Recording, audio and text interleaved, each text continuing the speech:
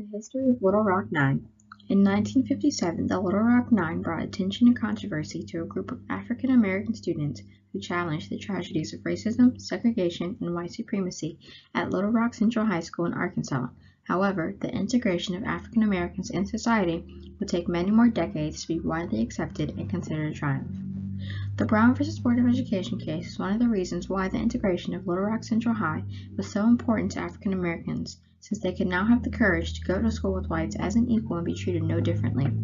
Daisy Bates, the president of the NAACP, was imperative to this event and helped lead, protect, and guide the students to becoming iconic leaders around the world, especially in African American communities today. President Eisenhower's speech about Little Rock Central and its community also gave the world its first glimpse of how the government worked and treated the civil rights movement, and this helped spread the hope of education and equality for African Americans everywhere. Governor Orville Forbes had hoped to prevent the desegregation of schools and public areas by recognizing the white supremacists and using the Arkansas National Guard to prevent the students from entering, although he had been told to allow the Little Rock Nine to go to school by President Eisenhower, regardless of how anyone personally felt. This caused a rift between state and federal governments. However, President Eisenhower believed the Constitution was the law of the land. President Eisenhower's involvement in the school led to federal intervention along with the 101st Airborne National Guard of the United States Army that was sent there to protect the Little Rock Nine from angry segregationists and white supremacists that did not want to integrate and share the school with African Americans. A federal judge had also declared the rule that the Arkansas National Guard cannot be used to prevent the students from coming into the school, especially since the district had already promised to integrate the school during the 1957-1958 school year. This event and many others before it led to the desegregation of schools for all minorities, including African Americans. Before the 14th Amendment in 1868 and the 15th in 1870, African Americans had limited rights and no one helped them get the rights they deserved. The 14th Amendment was made to give African Americans equal protection of the law, and although this was made and ratified almost 100 years before the Little Rock Nine crisis, it shows that many white supremacists used anything to prevent African Americans their true equality. The 15th Amendment also allowed blacks to vote, and in the South, many voting booths required literacy tests, land ownership papers, and other limitations restricting them from voting, therefore straining the relationships between whites and blacks. Most of the South had been openly opposed to integration and equality for African Americans, especially after the Brown v. Board of Education case, making segregation and other forms of discrimination illegal. Many white supremacists were unhappy with this ruling and started to create new roadblocks, preventing African Americans from participating in society, such as the formation of the KKK, Jim Crow laws, and segregation. This made the integration of Little Rock Central High much harder because of the hate and new attention they would be receiving from white supremacists and press, making the situation very dangerous for them. Although they made national headlines and caused extreme debate, their lives would never be the same. These students were called the N-word, physically harmed, and forced into the worst behavior from white students, and were extremely brave considering the danger they were in and sacrifices they would have to make for the greater good. In a later interview with Oprah Winfrey, they recalled the hostility and danger they faced every day and called it going to war. Tensions between the federal government and the South had always been a problem on issues such as civil rights, slavery, taxes, and freedom. These events have caused the government to only get involved at extreme cost, which is the unspoken rule President Eisenhower chose to follow.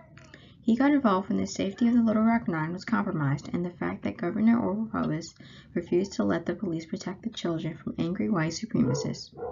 Despite many efforts to integrate schools across America, the danger of speaking out and being targeted led to the silence from many African Americans. Outspoken leaders of the civil rights movement include Martin Luther King Jr., Rosa Parks, W.E.B. Du Bois, Daisy Bates, and other prominent figures helped give hope to the African American community to keep praying that the future would be better for them. Events that helped this situation were sit-ins, enrollment into white schools, marches, freedom riders, and protesters, and were all people dedicated to advancing the rights of African Americans peacefully. Organizations that were formed to protect African Americans as well include the National Association for the Advancement of Colored People, the NAACP, the Congress of Racial Equality, CORE, the Brotherhood of Sleeping Car Porters, BSCP, the Southern Christian Leadership Conference, SCLC, the Black Power Movement, BPM, and the Student Nonviolent Coordinating Committee, SNCC. During this important event in history, Daisy Bates, the NAACP president and leader during the desegregation crisis of 1957, helped plan the idea of integration at Little Rock Central High, lead them, and protect them. President Eisenhower was the President of the United States at the time, who issued the 101st Airborne Army to protect the students, to tell citizens that refusing a federal order is illegal and that preventing people from integrating an area is unconstitutional. Orville Faubus was the Arkansas governor who prevented the integration of Little Rock 9 by using the Arkansas National Guard to keep them out of the school and telling people that a group of segregationists and supremacists would be blocking the entrance to the school prior. Earl Warren was the Chief of Justice of the United States during the Brown v. Board of Education case that voted separate facilities as unconstitutional, and Herbert Brownell Jr. was the U.S. Attorney General during the time of President Eisenhower's term and helped advise Eisenhower on civil rights events and how to handle them. Woodrow Wilson Jr. was the mayor of Little Rock, Arkansas at that time and helped calm the crowds by using his power through the system. The struggles against equality for African Americans include the formation of Jim Crow laws, the Ku Klux Klan, and the separate but equal facilities as I stated earlier. This event has shaped society we know as today because it has opened many minds about the effects of discrimination and the importance of education for all. Schools across the country are now integrated with white, African American, Mexican, Asian, and many other races. African Americans and other minorities have been treated better since the 1900s and are afforded more rights now. Equal opportunity has been extended to everyone. However, the lack of execution on these rights does not happen as well as it should. Racism, inequality, and discrimination does happen even in the 21st century, although compared to the 1800s and 1900s, we have improved greatly and continue to every day. Racial profiling is still a big issue during this time and has led to the deaths of many innocent African American people, including kids such as Terrence Crutcher, Sandra Bland, Philando Castile, Samuel DuBose, Freddie Gray, Walter Scott, Akai Gurley, and Laquan McDonald are all innocent black teens shot dead for doing daily activities from police officers who believed they were suspicious. On the news, there is at least one incident regarding racism and discrimination against African Americans and other minorities every night. These incidents still happen, and even though African Americans and other minorities are treated better, we still have a lot of work to do. Generation Z and the Black Lives Matter movement has also been very helpful regarding many political issues that continue to oppress those who cannot defend themselves or those who may be targeted because of it. Thank you.